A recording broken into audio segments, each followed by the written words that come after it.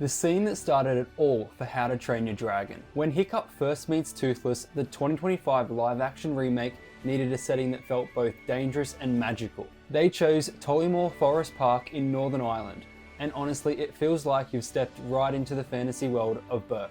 This spot has serious cinematic history as well. It's where the very first scene of Game of Thrones was filmed.